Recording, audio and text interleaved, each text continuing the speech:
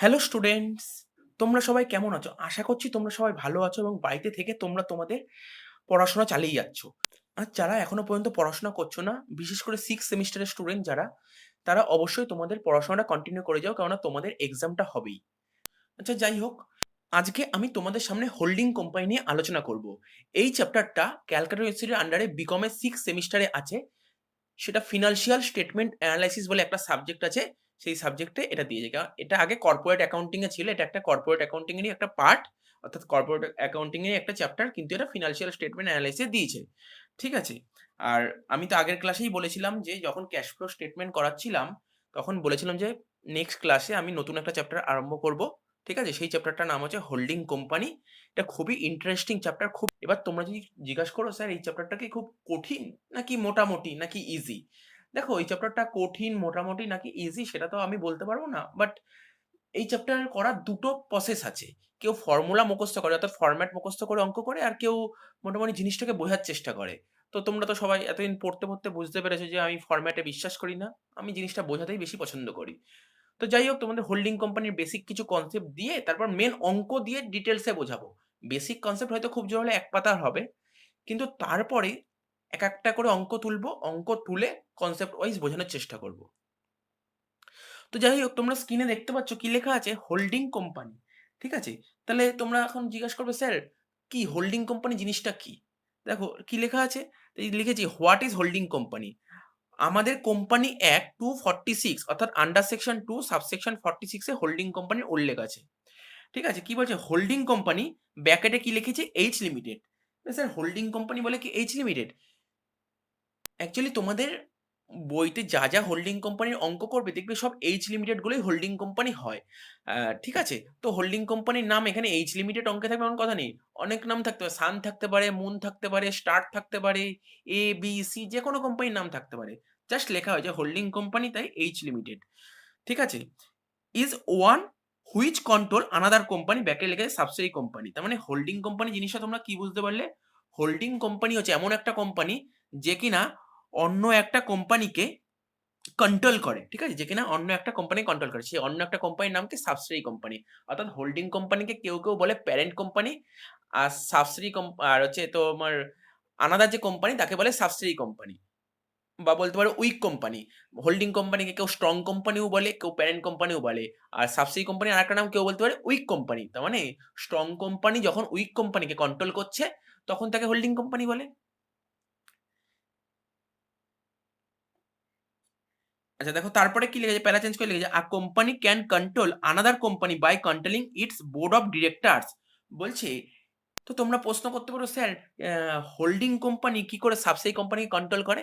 দেখো কন্ট্রোল করার যে রুলটা, তাই তো আমি বললাম a company can control another company by controlling its board of directors. তো একটা কোম্পানি আর একটা কোম্পানিকে কন্ট্রোল করতে পারে কিসের দ্বারা? একটা কোম্পানি আর একটা কোম্পানিকে কন্ট্রোল করতে পারে সেই কোম্পানির বোর্ড অফ ডিরেক্টরস দ্বারা। ঠিক আছে? তো এইবার দেখো, এই এখানে কি লেখা আছে, এস লিমিটেড অর্থাৎ একটা সাবসিডি কোম্পানি। সাবসিডি কোম্পানি যে বোর্ড অফ ডিরেক্টরস আছে, ঠিক আছে, হোল্ডিং কোম্পানি যদি এই বোর্ড অফ ডিরেক্টরসকে কন্ট্রোল করে নেয়, তার মানে এই কোম্পানির পুরো কন্ট্রোল ওর হাতে চলে আসবে। এবার দেখো, আমরা যদি বলি একটা দেশের মধ্যে, ধরো আমাদের কান্ট্রিতে তো ইলেকশন হয়, তো ইলেকশনে কোনো ক্যান্ডিডেট ভোটে দাঁড়ায়, কোনো ক্যান্ডিডেট ভোটে দাঁড়ায়, কিন্তু যে জেতে সেই তো মিনিস্টার হয়। ঠিক আছে? মিনিস্টার, এমপি, এমএলএ হয়। তো সেরকম তুমি কান্ট্রির মধ্যে বলছো, স্টেটের মধ্যেও হতে পারে, মিউনিসিপ্যালিটি এরিয়াতেও হতে পারে, বা তোমরা যে লোকাল এরিয়ায় থাকো সেই লোকাল এরিয়ার মধ্যেও হতে পারে। এইভাবেই হয় কোম্পানির ভিতরেও তাই। এই যে এস লিমিটেড, এই যে কোম্পানিটা আছে, এই কোম্পানিতে একটা ইলেকশন হয়। ঠিক আছে? সমস্ত ডিরেক্ট একটা ইলেকশন হয়, সেই ইলেকশনে ভোটে যে জেতে, ইলেকশন মানে ভোট, সেই ভোটে যে জিতবে তাকেই ডিরেক্টরস করবে। ওই ডিরেক্টরের হাতেই সমস্ত কন্ট্রোল থাকে কোম্পানির। কোম্পানিটা কিভাবে পরিচালনা করতে হবে, সমস্ত ডিসিশন সব কোম্পানির ডিরেক্টরই নেয়। তাই তো? তাই কি করছে, হোল্ডিং কোম্পানি যদি এই ডিরেক্টরকে যদি পুরো কন্ট্রোল করে নেয়, ডিরেক্টরকে যদি নিজের হাতে নিয়ে নেয়, তাহলে পুরো সাবসিডি কোম্পানি কন্ট্রোলটা পেয়ে যাবে। এবার তোমরা বলছো স্যার হোল্ডিং কোম্পানি কি করে ওই ডিরেক্টরকে হাতে নিয়ে নেবে? দেখো তাই লেখা আছে, this can be done by any company by acquiring more than 50% of the voting power of another company. বলছে এটা তখনই সম্ভব হবে হোল্ডিং কোম্পানি যদি, ঠিক আছে, সাবসিডি কোম্পানির 50% তার বেশি শেয়ার পারচেস করে নেয় বা হোল্ড করে নেয়। তো এখানে ভোটিং পাওয়ার বলতে কি বোঝায়? ভোটিং পাওয়ার বলতে এখানে ভোটিং পাওয়ার বলতে কোনো কোম্পানির শেয়ার যদি হোল্ড করে নেয়, আমি উদাহরণ বলছি, এখানে কোম্পানি কি কি বললাম, একটা বললাম এইচ কোম্পানি, একটা S company. H company H company যদি এস কোম্পানির 50% এর বেশি শেয়ার হোল্ড করে নেয়, 50% বেশি শেয়ার হোল্ড করে নেয়, তখনই এই হোল্ডিং কোম্পানিটা সম্ভব হবে। আচ্ছা, এবার তোমরা প্রশ্ন করতে পারো, স্যার মানে এই কথাগুলো কোথায় লেখা আছে? এই কথাগুলোই আমাদের যে কোম্পানি অ্যাক্ট, এই কথাগুলোই যে আমাদের কোম্পানি অ্যাক্ট 246 অর্থাৎ আন্ডার সেকশন 2 সাবসেকশন 46 এ পরিষ্কারভাবে বলা আছে। তাহলে কি বুঝতে পারলাম হোল্ডিং কোম্পানি জিনিসটা কি? হোল্ডিং কোম্পানি যে এমন একটা কোম্পানি যেই কোম্পানি কিনা অন্য একটা কোম্পানিকে কন্ট্রোল করে। এই কন্ট্রোলটা কিভাবে হবে? যেই কোম্পানিকে কন্ট্রোল করবে সেই কোম্পানির বোর্ড অফ ডিরেক্টরস এর দ্বারা। ঠিক আছে? তো বোর্ড অফ ডিরেক্টরসকে কিভাবে কন্ট্রোল করবে? বোর্ড অফ ডিরেক্টরসকে কন্ট্রোল করতে গেলে সেই কোম্পানির 50% বা তার বেশি শেয়ার পারচেজ করে নিতে হবে। ঠিক আছে? আর এখানে শেয়ার বলতে কি বোঝায়? ঠিক আছে, এখানে শেয়ার বলতে বোঝায় ইকুইটি শেয়ারের কথা বলা হচ্ছে। স্যার শেয়ার বলতে তো দু রকম শেয়ার হয়, equity share, preference share. Basically equity শেয়ারই হয়, কোম্পানি যে মেন অরিজিনাল যে মালিকানা হয় না, সেটা ইকুইটি শেয়ার, প্রেফারেন্স শেয়ার হয় না। ঠিক আছে? তো কোনো কোনো কোম্পানি প্রেফারেন্স শেয়ার থাকতে পারে, কিন্তু মেন মালিকানা হয় ইকুইটি শেয়ার। তাই ইকুইটি শেয়ারের 50% বেশি শেয়ার কিনতে হবে। কোনো কোম্পানির 50% এর বেশি ইকুইটি শেয়ার পারচেস করতে হবে। ঠিক আছে? তো আর তোমরা তো সবাই জানো লেটেস্ট কোম্পানি অ্যাক্ট কত সালে চালু হয়েছিল? Latest company act 2013। ঠিক আছে? সেই লেটেস্ট কোম্পানি অ্যাক্টে কি বলেছে? কোম্পানি অ্যাক্ট 2013 বলেছে holding company has to prepare combined balance sheet. Holding কোম্পানিকে কম্বাইন্ড ব্যালেন্স শিট করতে হবে। ঠিক আছে? কম্বাইন্ড প্রফিট অ্যান্ড লস করতে হবে, শর্টে লিখেছি, হ্যাঁ। আর কম্বাইন্ড সিএফএস মানে ক্যাশ ফ্লো স্টেটমেন্ট করতে হবে of its own and it's subsidiary. তার মানে কি হোল্ডিং কোম্পানি নিজের ব্যালেন্স শিট তো করবেই, পাশাপাশি সাবসিডিয়ারি ব্যালেন্স শিটও করবে, তাই বলছি কম্বাইন্ড ব্যালেন্স শিট। তো হোল্ডিং কোম্পানি নিজের পিএল তো করবে, সাথে সাবসিডিয়ারি পিএলও নেবে। আর হোল্ডিং কোম্পানি নিজের সিএফএস অর্থাৎ নিজের ক্যাশ ফ্লো স্টেটমেন্টও করবে, পাশাপাশি সাবসিডিয়ারি ক্যাশ ফ্লো স্টেটমেন্টও নেবে। ঠিক আছে? দেখো তোমরা দেখতে পাচ্ছ এখানে কি লিখেছি, এইচ লিমিটেড মানে হোল্ডিং কোম্পানি, আর এখানে কি লিখেছি, এস লিমিটেড মানে সাবসিডারি কোম্পানি। তো হোল্ডিং কোম্পানি কখন হবে? ঠিক আছে, হোল্ডিং কোম্পানি যদি এই এস কোম্পানির বা সাবসিডারি কোম্পানির 50% এর বেশি শেয়ার পারচেস করে, দেখো গ্রেটার দ্যান সাইন 50% দেওয়া আছে, 50% এর বেশি শেয়ার পারচেস করে, তখন হোল্ডিং কোম্পানি হবে। ঠিক আছে? আর হোল্ডিং কোম্পানি কি করবে? দেখো কি লিখেছি, ওন ব্যালেন্স শিট, নিজের একটা ব্যালেন্স শিট করবে, পাশাপাশি কম্বাইন্ড ব্যালেন্স শিট করবে, প্রফিট অ্যান্ড লস করবে, অ্যান্ড ক্যাশ ফ্লো স্টেটমেন্ট করবে। বেসিক্যালি কি হয়, তোমাদের সিলেবাসে হোল্ডিং কোম্পানি হয়, সেখানে দেখতে পাবে তোমরা কম্বাইন্ড ব্যালেন্স শিটই দেখতে পারবে। এই পিএল আর ক্যাশ ফ্লো স্টেটমেন্ট তোমাদের এই বিকমের সিলেবাসে দেখতে পারবে না। ঠিক আছে? আর কম্বাইন্ড ব্যালেন্স শিটটাকে এখানে বলা হয় consolidated balance sheet. Sir consolidated balance শিটটা কি? এই কনসোলিডেটেড ব্যালেন্স শিট নিয়েই তো এই চ্যাপ্টারে শিখবো। কনসোলিডেট মানে মার্চ করা, অর্থাৎ হোল্ডিং কোম্পানি আর সাবসিডারি কোম্পানি দুটো কোম্পানি মার্চ করে একটাই কোম্পানির ব্যালেন্স শিট তৈরি হবে। ঠিক আছে? তো ঠিক আছে, সেটাই হচ্ছে কনসোলিডেটেড ব্যালেন্স শিট। দেখো নিচে লিখেই দিয়েছি, তাহলে কনসোলিডেটেড ব্যালেন্স শিট তুমি কখন করবে? এইচ কোম্পানি যদি এস কোম্পানির 50% এর বেশি শেয়ার পারচেস করে, 50% বেশি শেয়ার পারচেস করলেই তাহলে আমার কন্ডিশন ফুলফিল হচ্ছে, কন্ডিশন ফুলফিল হলেই তোমার হোল্ডিং কোম্পানি হচ্ছে, আর হোল্ডিং কোম্পানি হলেই তো তোমার কনসোলিডেটেড ব্যালেন্স শিট করতে হবে। তা কনসোলিডেটেড ব্যালেন্স শিট সবসময় করতে হয় না। ধরো H company S company share কিনলেই কনসোলিডেটেড ব্যালেন্স শিট করতে হবে না। ঠিক আছে? দেখতে হবে H company S company share কিনলে হোল্ডিং হচ্ছে কিনা, যদি হোল্ডিং কোম্পানি হয়, ঠিক আছে, হোল্ডিং যদি হয় অর্থাৎ 50% এর বেশি যদি হয়, তখনই তোমাকে কনসোলিডেটেড ব্যালেন্স শিট করতে হবে। এবার তোমাদের যে একটা ছোট ছোট কিছু এক্সাম্পল দেখাবো, যেটা বলছিলাম এক্সাম্পল দিয়ে দিয়ে বোঝাবো। তো ধরো এবার কোশ্চেন হলো, স্যার কোশ্চেনে কি আমাকে বলে দেবে কত পার্সেন্ট হোল্ডিং, এরকম কি বলে দেবে? এখানে আপনি তো লিখলেন 50% বেশি হলে হোল্ডিং, এটা কি কোশ্চেনে বলে দেবে? বলতে পারে, এরকম বলার সম্ভাবনা 1%, না বলার সম্ভাবনা 99%। তাহলে কি হবে, তোমাকে কোশ্চেনে কিরকম ভাবে কোশ্চেন বলে দেবে, এরকমই একটা এক্সাম্পল দিচ্ছি। ঠিক আছে? তো সাপোজ ধরো একটা এক্সাম্পল বলছি, ধরো বর্তমানে যে কোম্পানিটার নাম হয়েছে কি, ভোডাফোন কোম্পানি। ভোডাফোন কোম্পানি আগে নাম ছিল হাজ কোম্পানি। মেনে নিলাম মার্কেটে হাজ কোম্পানির শেয়ার ছিল 10,000। ঠিক আছে? হাজ কোম্পানির শেয়ার ছিল 10,000, যে 10,000 শেয়ারের মধ্যে ভোডাফোন কোম্পানি 7,000টা শেয়ার কিনে নিয়েছে। ঠিক আছে? তো এইবার এখান দিয়ে বলতে হবে ভোডাফোন কোম্পানি কত পার্সেন্ট শেয়ার কিনেছে। ঠিক আছে? এটাই আমি তোমাদের বোঝাবো, এই টপিকটা নিয়ে আমি তোমাদের বোঝাবো। জানি না এই লাইনটা কতটা বুঝতে পারলে, একটা এক্সাম্পল তুলছি, তুলে কিনে তোমরা কোশ্চেনটা দেখতে পাচ্ছ, 1 নম্বর কোশ্চেনটা কি লেখা আছে, 10,000 ইকুইটি শেয়ারস অফ হাজ লিমিটেড, যেই উদাহরণটা আমি বলছিলাম। ঠিক আছে? তো হাজ কোম্পানির মার্কেটে শেয়ার আছে কতগুলো, 10,000টা শেয়ার। কি শেয়ার? Equity share. এই 10,000টা শেয়ারের মধ্যে ভোডাফোন কিনে নিয়েছে, অর্থাৎ এই 10,000টা শেয়ারের মধ্যে হাজ কোম্পানির মার্কেটে 10,000 শেয়ার আছে, যার মধ্যে ভোডাফোনের আছে 7,000টা শেয়ার। ঠিক আছে? আর বাইরের আদার্সের আছে 3,000টা শেয়ারস। তাহলে আমাকে জানতে চেয়েছে পার্সেন্টেজ অফ হোল্ডিং কত। আমি কি বললাম, হোল্ডিং কোম্পানি কাকে বলে? যখন একটা কোম্পানি আর একটা কোম্পানির 50% বেশি শেয়ার পারচেস করবে তখন তাকে হোল্ডিং কোম্পানি বলে। তাহলে দেখতে হবে ভোডাফোন কোম্পানি হাজ কোম্পানির 50% বেশি শেয়ার পারচেস করেছে কিনা, ঠিক আছে তো, তাহলেই হোল্ডিং কোম্পানি হবে। তাহলে দেখো আমি অ্যান্সারটা কিভাবে করব, দেখো সলিউশন লিখছি, পার্সেন্টেজ অফ হোল্ডিং,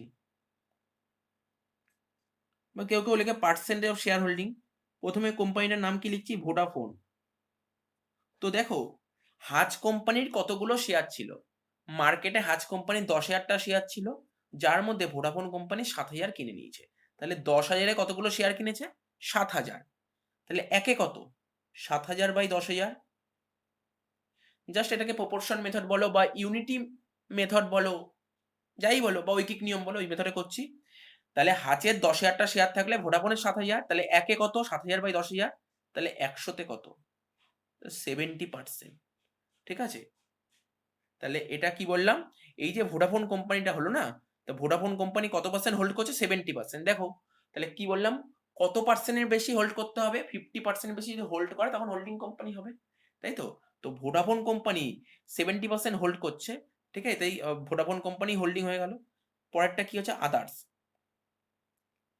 আদার্স মানে বাইরের, ভোডাফোন কোম্পানি ছাড়া অনেক কোম্পানি তো শেয়ার কিনতে পারে, বাকি সে যে কোনো কোম্পানি হতে পারে। তো হাতের 10,000টা শেয়ারের মধ্যে বাকি কোম্পানি কতগুলো শেয়ার আছে, 3,000টা শেয়ার। তাহলে কি বলতে পারি, 3,000টা শেয়ার। তাহলে দেখো আমি কি করতে পারি, 3,000 বাই 10,000, 10,000-এর মধ্যে 3,000, তাহলে 100-তে কত, 30%।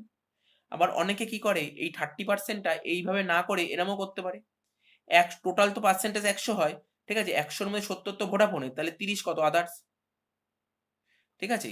এই যে এই পার্টটা, এই যে আদার্স, এটাকেই বলে মাইনরিটি। কি বললাম, মাইনরিটি, ঠিক আছে, এটা মাথায় রাখবে, এই পার্টটাকেই বলে তোমার মাইনরিটি। মানে মাইনর মানে কম পোর্শন, কম পোর্শন যাদের থাকে তাদের মাইনরিটি বলে। তাহলে হোল্ডিং কোনটা, ভোডাফোন কোম্পানি হচ্ছে হোল্ডিং, আর আদার্স হলো মাইনরিটি। আশা করি বোঝা গেছে ব্যাপারটা।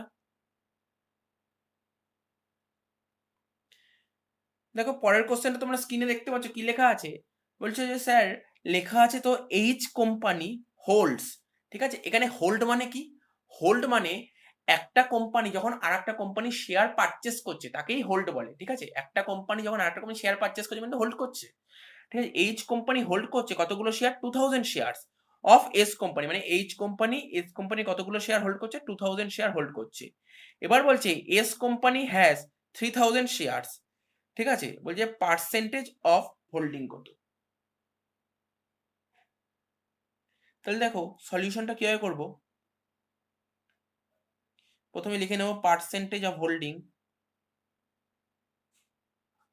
প্রথমে হবে এইচ লিমিটেড, তো এইচ লিমিটেড কতগুলো শেয়ার হোল্ড করছে বা কতগুলো শেয়ার পারচেস করছে, 2,000 শেয়ার পারচেস করছে।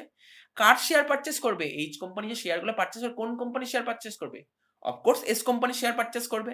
তো এস কোম্পানি কতগুলো শেয়ার ছিল, মার্কেটে 3,000 শেয়ার ছিল, যার মধ্যে 2,000 পারচেস করে, তাহলে কত হবে, 2,000 বাই 3,000 ইন্টু 100। তোমরা ক্যালকুলেটার করে দেখো, 2,000 বাই 3,000 ইন্টু 100 করলে দেখো এরকম বেরিয়েছে, 66.6666 এরকম করে পার্সেন্টেজ বেরিয়েছে, তাই তো, এরম বেরিয়েছে, ঠিক আছে। তো তোমরা মাথায় রাখবে, যখনই দেখবে এরকম পয়েন্টে বেরোচ্ছে না, যখনই দেখবে এরকম পয়েন্টে বেরোচ্ছে পার্সেন্টেজ করে, অর্থাৎ অ্যাপ্রক্সে বেরোচ্ছে এরকম, তখন তোমরা এর পার্সেন্টেজটা এরম করে দেবে, এটা অর 2/3। তাহলে কি আমরা যখন ক্যালকুলেশন করব না, তখন আমার অ্যাকুরেট বেরোবে অ্যান্সারটা, 2/3 লিখলে, এটা লেখাও যা 2/3 লেখা একই জিনিস, ঠিক আছে তো। এবার রইলো এস লিমিটেড। তাহলে তোমরা ভাবো,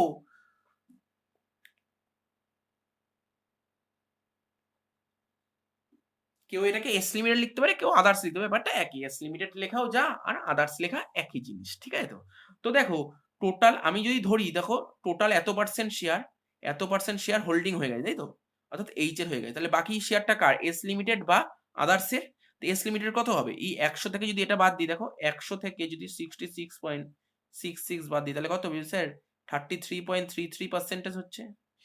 বা কেউ কি করতে পারে জানো, এটা কত, 2/3, তাই তো, এটা 2/3 ভগ্নাংশে আছে, ঠিক আছে তো, একের রেসপেক্টে, এটা এটা এটা 100 রেসপেক্টে কেন হলো, যেহেতু পার্সেন্টেজ ছিল তাই 100 রেসপেক্টে, 2/3 একের রেসপেক্টে।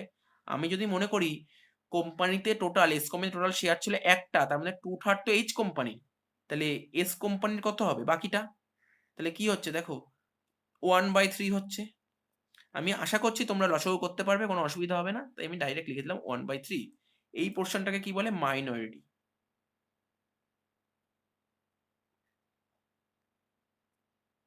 দেখো তারপর অঙ্কটা দেখো, কোশ্চেনটা পড়ছি 3 নম্বর অঙ্কটা কি বলেছে? Equity share in S limited 40,000 share.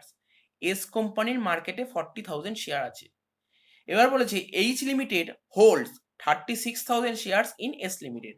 অর্থাৎ মার্কেটে এস কোম্পানি তো 40,000 শেয়ার আছে, যার মধ্যে এইচ কোম্পানি কতটা হোল্ড করে রাখছে? 36,000। বলছে পার্সেন্টেজ অফ হোল্ডিং। বললো স্যার এটা আমরা নিজেরাই পারবো, এটা আমরা অবশ্যই পারবো নিজেরা, কিছুই নেই, কেন দুটো অঙ্ক তো করালেন, এত ইজি জিনিস করতে পারবো। তো দেখো আমি করছি, তোমরা দেখে নাও, সলিউশন লিখছি। কি লিখছি দেখো, প্রথমে লিখবো এইচ লিমিটেড। তাহলে 36,000 শেয়ার হোল্ড করছি কতর মধ্যে? 40-র মধ্যে। 40,000 মানে 36,000 হোল্ড করছি। 100-এ করলে কত হচ্ছে? 90%। তো 90% আমি আমার কাছে রেখে দিলাম, 90% হোল্ড করলাম। তার মানে আদার্স, মানে এস কোম্পানিকে কত? বাকি 10%। তাই তো? আশা করি বুঝতে পেরেছো কেন 10% হলো।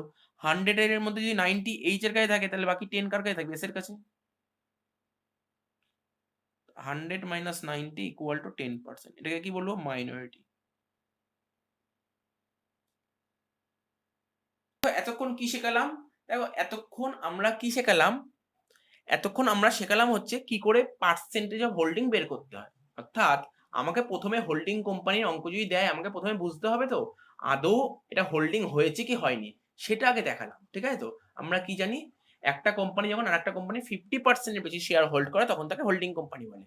সেটা কি করে ক্যালকুলেট করতে হয় সেটা দেখিয়ে দিলাম। ঠিক আছে তো?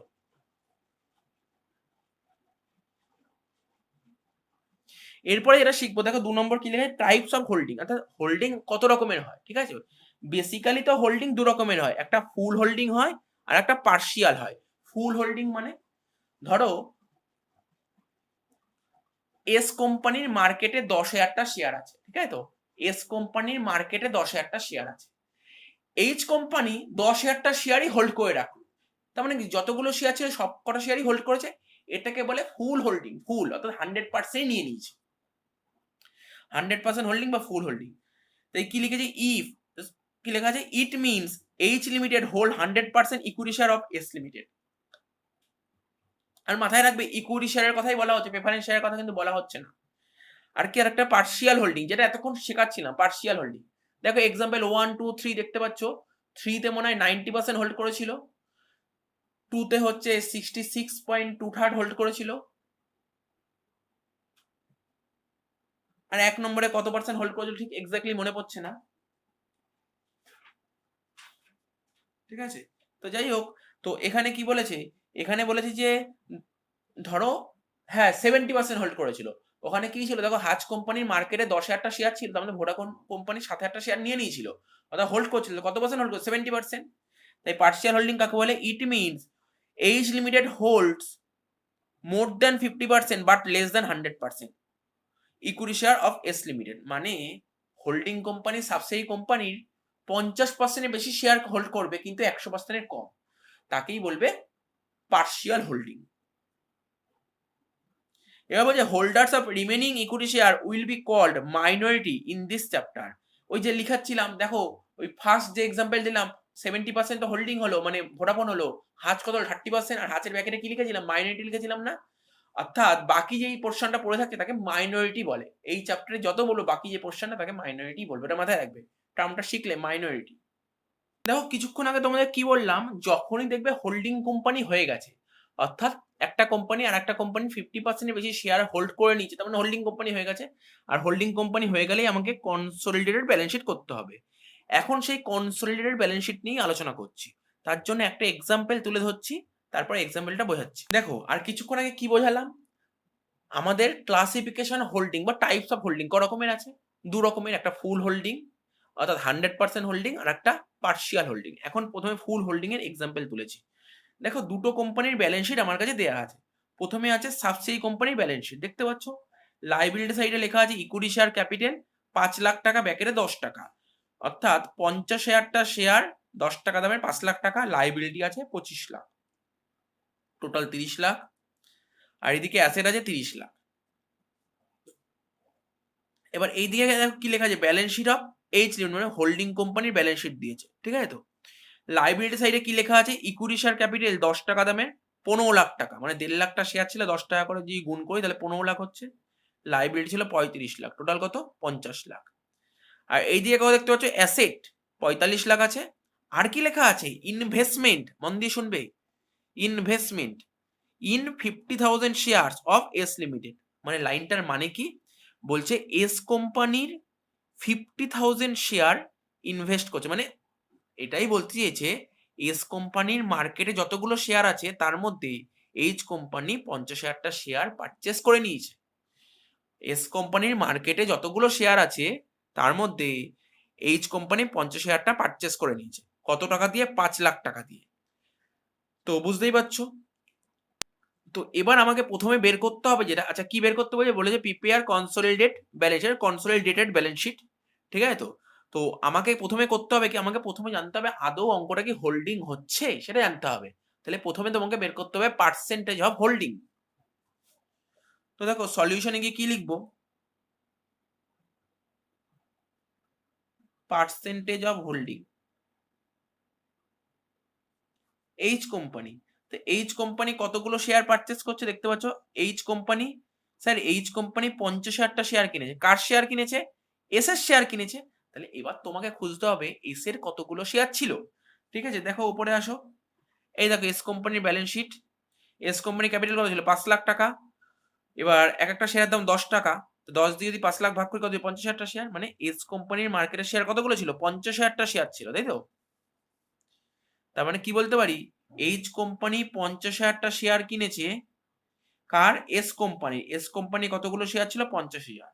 মানে এস কোম্পানির যে 50,000টা শেয়ার ছিল সেই 50,000টা শেয়ারই এইচ কোম্পানি কিনে নিয়েছে। তাই 50,000/50,000 ইন্টু 100, তাহলে কি হচ্ছে, তোমার ফুল হোল্ডিং হয়ে যাচ্ছে, তাই তো। অঙ্কটা কি হলো, তোমার ফুল হোল্ডিং হয়ে গেছে। এবার তোমাকে ব্যালেন্স শিট করতে হবে। তো দেখো এবার যে ব্যালেন্স শিটটা করতে হবে না, সেই ব্যালেন্স শিটটার নাম কি হবে, কনসোলিডেটেড ব্যালেন্স শিট, ঠিক আছে। কনসোলিডেটেড ব্যালেন্স শিট জিনিসটা, দুটো কোম্পানি, একটা এইচ কোম্পানির ব্যালেন্স শিট দেখতে পাচ্ছ আর এস কোম্পানির ব্যালেন্স শিট দেখতে পাচ্ছ, দুটো কোম্পানির যে ব্যালেন্স শিট আছে, দুটো ব্যালেন্স শিটকে মার্চ করে একটাই ব্যালেন্স শিট হবে, তার নাম কি হবে, consolidated balance sheet.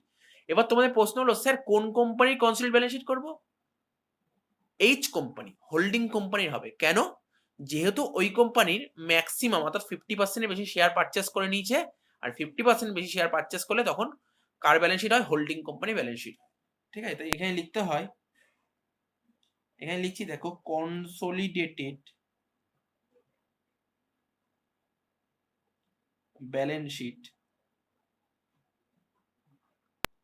Of H limited, as on লিখতে হয়। আমার কাছে ডেট জানা নেই তাই ডেট দিচ্ছি, হাতে দাগটা কাটছি। এইদিকে লিখি আমরা লাইবিলিটিস, আর এইদিকে লিখি অ্যাসেটস, তাই তো।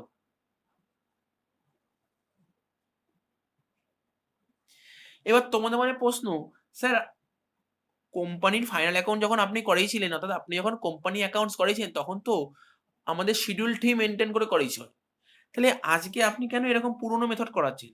দেখো এখন আমরা অঙ্কটাকে বুঝছি যে শিডিউল থ্রি কেন করছি না, তখন পরে বুঝতে পারবে, দুটো তিনটে ক্লাস পর আমরা শিডিউল থ্রিতেই আসবো, ঠিক আছে। এখন জাস্ট বোঝার জন্য তাড়াতাড়ি হবে বুঝতে গেলে, এই জন্য এইভাবে করাচ্ছি। তো দেখো প্রথমে অ্যাসেট সাইডটা করে নিই। প্রথমে দেখো অ্যাসেট সাইডে লিখছি, এখানে লিখছি অ্যাসেট,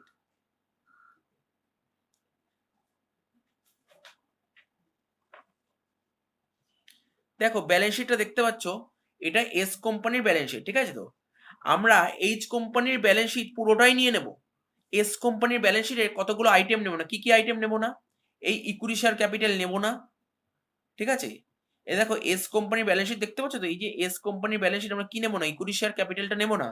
আর এইচ কোম্পানির ব্যালেন্স শিটে আমরা ইনভেস্টমেন্টটা নেব না। কি কি জিনিস নিচ্ছি না, এস কোম্পানির ব্যালেন্স শিটের ইকুইটি শেয়ার ক্যাপিটাল নেব না, আর এইচ কোম্পানির ব্যালেন্স শিটের আমরা কি নেব না, ইনভেস্টমেন্ট নেব না, ঠিক আছে। তো কিছুক্ষণ আগে আমি কি বললাম, যখন এই এস কোম্পানির ব্যালেন্স শিটের কয়েকটা আইটেম নেব না, কিন্তু এইচ কোম্পানির ব্যালেন্স শিটের সব আইটেম নেব, একটু ভুল বলেছিলাম। এইচ কোম্পানির ব্যালেন্স শিটে আমরা ইনভেস্টমেন্টটা কখনোই নেব না, আর এইচ এস কোম্পানির ব্যালেন্স শিটের ইকুইটি শেয়ার ক্যাপিটালটা নেব না, ঠিক আছে। তো তাহলে এই দুটো নিচ্ছি না। বাকি জিনিস নেব। এখানে দেখো অ্যাসেট, দেখো এস কোম্পানি অ্যাসেট কত ছিল, 30 লাখ আছে। আবার এই কোম্পানি অ্যাসেট কত, 45 লাখ টাকা আছে। তার মানে দুটো কোম্পানি যখন মার্জ হয়ে যাচ্ছে, মার্জ হয়ে যখন একটা কোম্পানি হচ্ছে, তখনই তো কনসোলিডেটেড ব্যালেন্স শিট করছি। তাই দুটো অ্যাসেট মিলিয়ে নেব, ঠিক আছে, তো মাথায় রাখবে। তাই অ্যাসেট এইচ কোম্পানির কত ছিল, এইচ কোম্পানি ছিল 45 লাখ টাকা। আর এস কোম্পানির কত, এস কোম্পানি ছিল 30 লাখ টাকা। 45 আর 30 যোগ করে কত হয়, 75 লাখ টাকা। আর দেখো এইমাত্র কি নিতে বারণ করলাম, স্যার আপনি বললেন যে সাবসেই কোম্পানির ইকুইটি শেয়ার ক্যাপিটাল নেবেন না আর হোল্ডিং কোম্পানির ইনভেস্টমেন্ট নেব না। তো যেইগুলো নেব না সেইগুলো আমরা পেন্সিল দিয়ে লিখি, ঠিক আছে, তারপরে ব্যাপারটা বোঝাচ্ছি। দেখো এখানে পেন্সিল দিয়ে লিখছি ইনভেস্টমেন্ট। কত ছিল ইনভেস্টমেন্ট, স্যার হোল্ডিং ইনভেস্টমেন্ট শুধু হোল্ডিং কোম্পানির ঘরেই দেখতে পাচ্ছি, তো হোল্ডিং কোম্পানির ইনভেস্টমেন্ট ছিল 5 লাখ টাকা। তো এখানে 5 লাখ টাকা লিখলাম।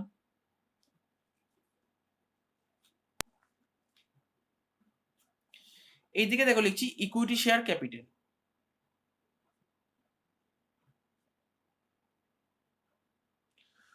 তো কি বলেছিলাম, ইকুইটি শেয়ার ক্যাপিটাল কোন কোম্পানি নেবো, অনলি হোল্ডিং কোম্পানি নেবো। Holding company equity share capital কত ছিল, 15 লাখ টাকা। তারপর লাইবিলিটি নেব, লাইবিলিটিস একটা এইচ এর নেবো, একটা এস এর নেবো। এইচ এর লাইবিলিটি ছিল 35 লাখ আর এস এর ছিল 25 লাখ। কত হচ্ছে টোটাল, 60 লাখ টাকা। তো কি নিতে বারণ করেছিলাম, স্যার আপনি সাবসিডি কোম্পানির ইকুইটি শেয়ার ক্যাপিটাল নিতে বারণ করেছিলেন, সেটা পেন্সিল দিয়ে লিখো।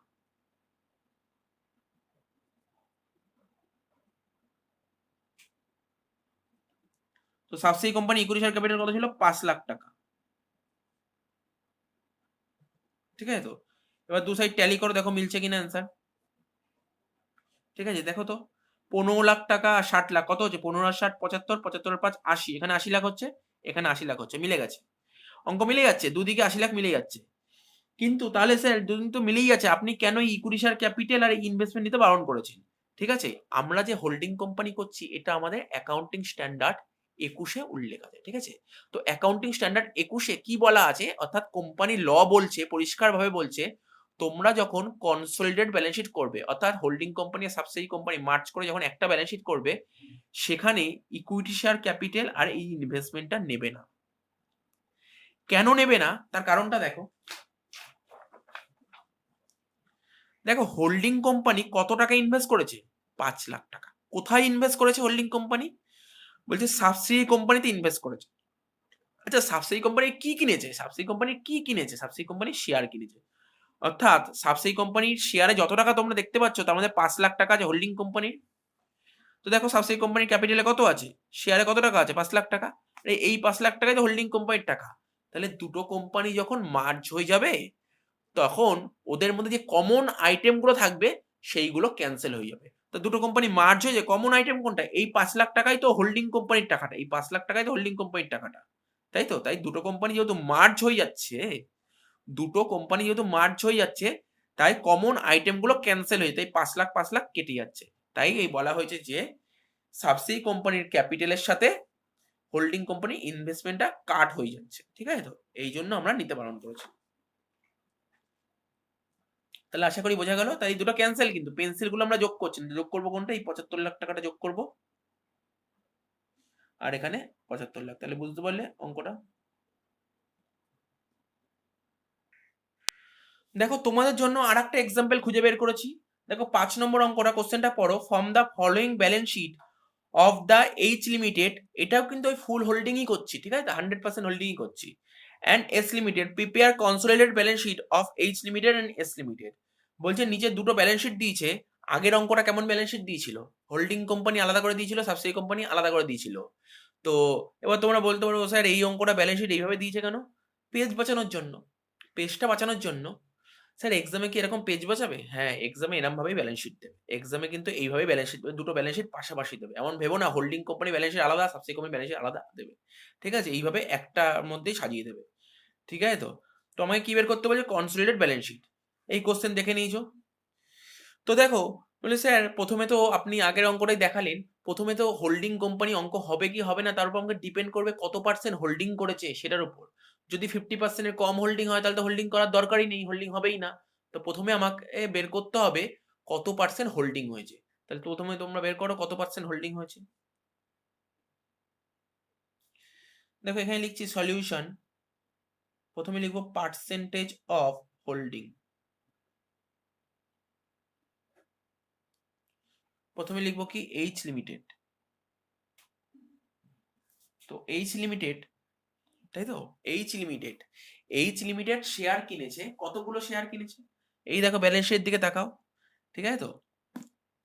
তো এইচ লিমিটেড কোন কোম্পানির শেয়ার কিনবে? এস কোম্পানির শেয়ার কিনবে। তো এইচ কোম্পানি যদি এস কোম্পানির শেয়ার কেনে, তার মানে কে ইনভেস্ট করেছে? এইচ কোম্পানি ইনভেস্ট করেছে এস কোম্পানিতে। তাহলে এইচ কোম্পানির ব্যালেন্স শিটের অ্যাসেট সাইডে থাকবে ইনভেস্টমেন্ট বলে। তো এইচ কোম্পানির ব্যালেন্স শিটে দেখো অ্যাসেট সাইডে ইনভেস্টমেন্ট বলে কত আছে? 5 লাখ টাকা, ঠিক আছে। তো কতগুলো শেয়ার কি বলে দেখো, investment in 50,000 shares of S limited, অর্থাৎ এস কোম্পানিতে 5 লাখ টাকা ইনভেস্ট করেছে। কি ইনভেস্ট করে? শেয়ারে ইনভেস্ট করেছে। কতগুলো শেয়ার? 50,000টা। মানে এস কোম্পানি যতগুলো শেয়ার ছিল তার মধ্যে 50,000টা শেয়ার কিনে নিয়েছে,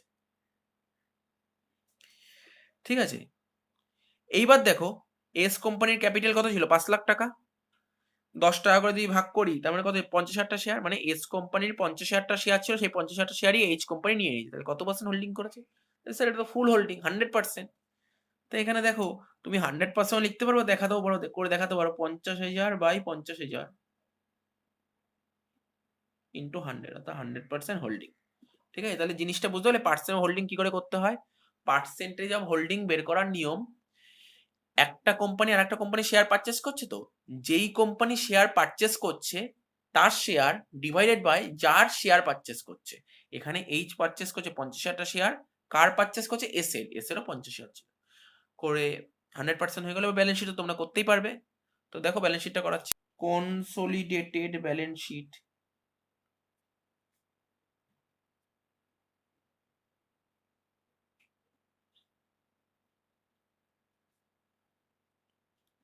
অফ কোন কোম্পানি করব? H limited. As on date জানি না। একটা বলে দিই, হোল্ডিং কোম্পানিতে কিন্তু ডেট ভাইটাল, ঠিক আছে তো। এরপরে যখন অঙ্ক করাবো, ডেটের অঙ্ক করাবো, তখন জিনিস শেখাবো। এই ডেটটা অনেকের কনফিউশন হয়ে যায়, ডেটটা ভাইটাল।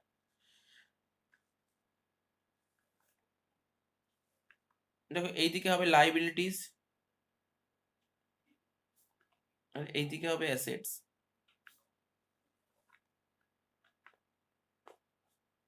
দেখো কি শিখিয়েছিলাম আমরা, যখন কনসোলিডেটেড ব্যালেন্স শিট করব তখন সাবসিডিয়ারি কোম্পানির ইকুইটি শেয়ার ক্যাপিটাল নেব না, আর হোল্ডিং কোম্পানির ইনভেস্টমেন্ট নেব না, বাকি সব নেব, কিচ্ছু বাদ দেবো না, ঠিক আছে।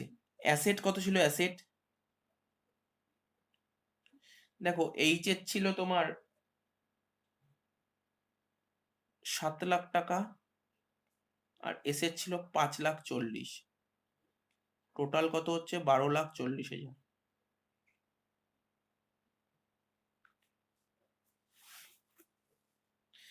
তারপরে কি ছিল দেখো, অ্যাসেট সাইডে ইনভেস্টমেন্ট ছিল, কি বলেছিলাম? ইনভেস্টমেন্ট নেব না, নিচ্ছি না এখন, ঠিক আছে, মাথায় রাখবে। আর লাইবিলিটি সাইডে কি ছিল? Equity share capital S company নেবো না, কিন্তু এইচ কোম্পানি নেব। এইচ কোম্পানির ইকুইটি শেয়ার ক্যাপিটাল কত ছিল? 10 লাখ টাকা। তো এখানে লিখবো ইকুইটি শেয়ার ক্যাপিটাল 10 লাখ টাকা। তারপর কি ছিল? Liabilities, H R S. H এর কত ছিল? 2 লাখ টাকা, এস এর ছিল 40,000, টোটাল কত হলো? 2,40,000। তো এই দেখো টোটাল কত হচ্ছে, টোটাল ব্যালেন্স শিট টোটাল হচ্ছে 12,40,000, এইদিকেও 12,40,000। আমরা অঙ্কটা একটু আস্তে আস্তে এগোচ্ছি, ঠিক আছে, একটু ধরে ধরে ধরে এগোনোর চেষ্টা করছি, যাতে আমাদের পরবর্তী অঙ্কগুলো, যে অঙ্কগুলো কঠিন থাকবে সেগুলো যেন বুঝে যায়। এটা স্টেপ বাই স্টেপ এগোচ্ছি। দেখো এতক্ষণ কি করালাম? ফুল হোল্ডিং করালাম। এবার একটু পার্শিয়াল হোল্ডিং এ আসা যাক, পার্শিয়াল হোল্ডিং এর অঙ্কগুলো কেমন হতে পারে, ঠিক আছে। কি বলে যে from the following information prepare a consolidated balance sheet of H limited S limited বলেছে, এইচ লিমিটেড এবং S limited consolidated balance sheet করতে বলেছে। ব্যালেন্স শিটটা তোমরা দেখতে পাচ্ছ, দেখো এটা এইচ এর ব্যালেন্স শিট দিয়েছে আর এস এর ব্যালেন্স শিট পাশাপাশি দিয়েছে। এইচ এর ক্যাপিটাল ছিল 10 লাখ আর এস এর ক্যাপিটাল ছিল 5 লাখ। এইচ এর আদার লাইবিলিটি ছিল 2 লাখ আর এস এর আদার লাইবিলিটি ছিল 40,000। আচ্ছা, এখানে দেখো শুধু শেয়ার ক্যাপিটাল বলেছে। তোমরা বলতে পারছো শেয়ার ক্যাপিটাল বলতে কোন শেয়ার ক্যাপিটাল, ইকুইটি শেয়ার না প্রেফারেন্স শেয়ার? যতক্ষণ না কোশ্চেনে প্রেফারেন্স শেয়ার বলে দিচ্ছে তার মানে তোমরা ধরবে ইকুইটি শেয়ার ক্যাপিটালে দিয়েছে। প্রেফারেন্স শেয়ার ক্যাপিটাল ছাড়াও কোম্পানি ক্রিয়েট হতে পারে, কিন্তু ইকুইটি শেয়ার ক্যাপিটাল ছাড়া কখনো কোম্পানি ক্রিয়েট হয় না। তো অ্যাসেট বলেছে, দেখো এখানে সানডি অ্যাসেট দিয়েছে 8 লাখ আর এদিকে দিয়েছে 5,40,000। আর ইনভেস্টমেন্ট দিয়েছে দেখো এইচ এর ঘরে দিয়েছে 4 লাখ। কি বলেছে দেখো, দেখো ইনভেস্টমেন্ট তো একটা কোম্পানি ইনভেস্টমেন্ট যে কোনো জায়গায় করতে পারে, কিন্তু এখানে ইনভেস্টমেন্টটা কি বলেছে, শেয়ারে। হোল্ডিং কোম্পানির ক্ষেত্রে যে বলছে না হোল্ডিং কোম্পানি করছি, এখানে ইনভেস্টমেন্ট করছে একটা কোম্পানি আর একটা কোম্পানিতে ইনভেস্ট করছে, কিসে ইনভেস্ট করবে, শেয়ারেই কিন্তু ইনভেস্ট হতে হবে। ঠিক আছে, তো investment in shares of S limited. ঠিক আছে, তো হোল্ডিং কোম্পানি কোথায় ইনভেস্ট করেছে, এস লিমিটেডে ইনভেস্ট করেছে। এস লিমিটেড কিসে ইনভেস্ট করেছে, শেয়ারে ইনভেস্ট করেছে। কতগুলো শেয়ার কিনেছে, 40,000টা শেয়ার কিনেছে। 40,000টা শেয়ার কিনেছে অফ রুপিস 10 ইচ। তাহলে এটা তো টোটালি করা হয়নি, টোটালটা বসিয়ে দিই। এটা 12 লাখ হচ্ছে আর এটা 5,40,000 হচ্ছে। তো এটা 12 লাখ হচ্ছে, এটা 5,40,000 হচ্ছে। তো দেখো হোল্ডিং কোম্পানি করতে গেলে সবার পাশে কি করতে হয়, পার্সেন্ট অফ হোল্ডিং, অর্থাৎ আমাকে প্রথমে জানতেই হবে কত পার্সেন্ট হোল্ড করেছে। ঠিক আছে, তো 50%-এর বেশি হোল্ড করেছে কি করেনি। 50%-এর বেশি হোল্ড করলে তখন হোল্ডিং কোম্পানি করতেই হবে আমাকে। আর 50% কম হোল্ডিং করলে তাহলে তো আমার তো হোল্ডিং কোম্পানি করার দরকার নেই। তো প্রথমে কি করবো, সলিউশন বলে লেখো এখানে কি লিখবো, পার্সেন্টেজ অফ শেয়ার হোল্ডিং। প্রথমে লিখবো এইচ। দেখো এইচ কতগুলো শেয়ার কিনেছে, বলে যে স্যার এইচ তো 40,000টা শেয়ার কিনেছে, এইচ 40,000টা শেয়ার কিনেছে, তাই তো। তা এইচ কার শেয়ার কিনবে, এস এর শেয়ার কিনবে।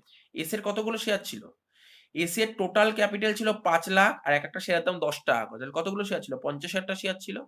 তার মানে কি বলতে পারি, 50,000-এর মধ্যে 40,000 কিনে নিয়েছে, 40,000 বাই 50,000 ইন্টু 100, কত পার্সেন্ট, 80% কিনে নিয়েছে। তাহলে বাকি এস এর কত রইলো বাকি, স্যার 20%। তাহলে টোটাল মিলিয়ে তো 100% হচ্ছে না। আর এটাকে কি বলে, মাইনরিটি। বুঝে গেল, প্রথমে যে আমরা এক্সাম্পল গুলো দিলাম না, 1 2 3 যে এক্সাম্পল গুলো দিলাম না, আমি তো করলাম পার্সেন্ট অফ শেয়ার হোল্ডিং, তাহলে 20%। এবার দেখো ব্যালেন্স শিটটা কিভাবে করব। আগের অঙ্কটা কি ছিল, আগের অঙ্কটা ছিল তোমার ফুল হোল্ডিং এর ব্যালেন্স শিট করলাম। এবার পার্শিয়াল হোল্ডিং এর ব্যালেন্স শিটে কি কিছু চেঞ্জ হবে নাকি আগের মতনই হবে। ঠিক আছে, আগের অঙ্ক কি করলাম, যেমন অ্যাসেট গুলো দুটো যোগ করে বসিয়ে দিয়েছি, লাইবিলিটি দুটো যোগ করে বসিয়ে দিয়েছি। কিন্তু স্যার আপনি শেয়ার ক্যাপিটাল আগের অঙ্কটায় এইচ এর 10 লাখ নিয়েছেন আর এখানে ইনভেস্টমেন্ট নেননি, এইচ এর ইনভেস্টমেন্ট নেননি আর এস এর ক্যাপিটালটা নেননি, তাহলে এখানে কি চেঞ্জ হবে, এখানে কি নতুনত্ব কিছু চেঞ্জ হবে। দেখো একটা কথা বলেছি, ফুল হোল্ডিং হোক আর পার্শিয়াল হোল্ডিং হোক, ঠিক আছে, হোল্ডিং কোম্পানির ইনভেস্টমেন্ট আসবে না আর সাবসিডি কোম্পানির ক্যাপিটাল আসবে না, কখনোই আসবে না, সে ফুল হোল্ডিং হোক বা পার্শিয়াল হোল্ডিং হোক। দেখো ব্যালেন্স শিটটা করছি কিভাবে হবে, দেখো দেখো তো এখানে লিখবো কি, consolidated balance sheet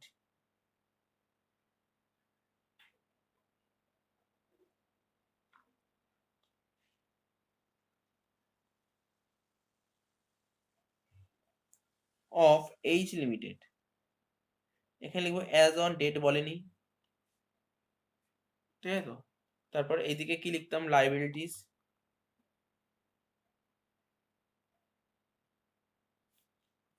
rupees, assets rupees.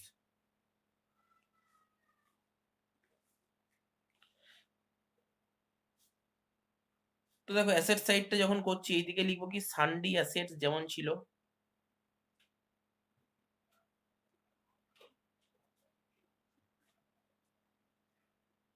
একটা এইচ আর একটা এস। এইচ এর সানডি অ্যাসেট ছিল 8 লাখ টাকা, এস এর ছিল 5,40,000 টাকা, টোটাল হবে 13,40,000। ঠিক আছে তো, বলেছিলাম অ্যাসেটে কোনো কম্প্রোমাইজ নেই, অ্যাসেট লাইবিলিটি পুরো নিতেই হবে। ঠিক আছে তো, কোন কোন জিনিস নেব না, সাবসিডি কোম্পানির ক্যাপিটাল নেব না আর হোল্ডিং কোম্পানির ইনভেস্টমেন্ট নেব না, কারণ ওরা দুজন নিজেরা নিজেদের মধ্যে মিউচুয়াল আন্ডারস্ট্যান্ডিং করে নিয়েছে, মিউচুয়াল অ্যাডজাস্টমেন্ট করেছে, এই জন্য আসবে না।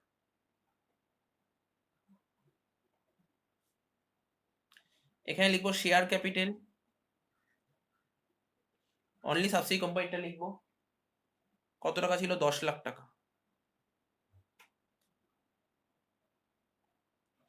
আর কি ছিল? আদার লাইবিলিটিস,